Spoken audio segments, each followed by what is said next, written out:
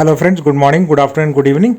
So this is a video to give you good luck and best of luck for tomorrow's KCET 2023 exam. And this year it's quite different from the previous years. And if you can see, this year 2.6 lakh students are attending KCET.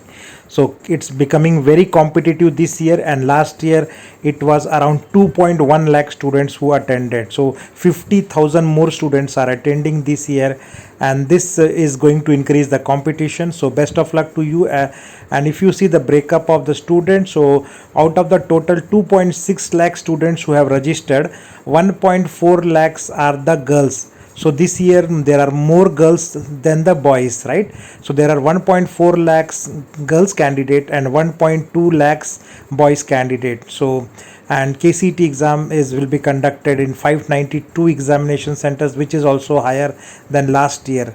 And out of those 592 centers, 121 centers are located in Bangalore. So I'm also going to talk about the courses which are getting covered through KCET exam, and that is and that's the reason why more number of girls are there which are attending KCET, right? So you need to have a very good strategy and planning of taking the papers when it starts tomorrow and day after tomorrow. So let me show you also the courses which are there part of this.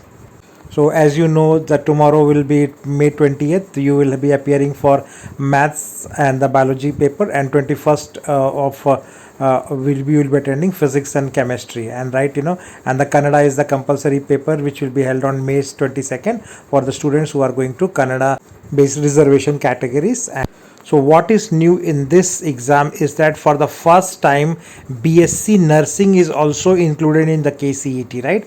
So BSc Nursing will be taken mostly by a lot of girls student who go in the nursing career, right? So that's the reason also, this is one of the reason why the number of applicants have also increased, because one new course which is BSc Nursing is added now into KCET for the first time.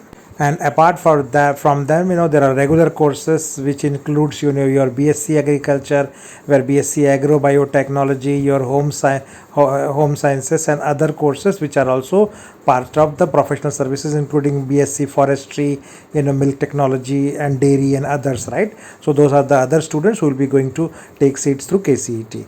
So that's all short update I wanted to cover and give you a best of luck for tomorrow's exam.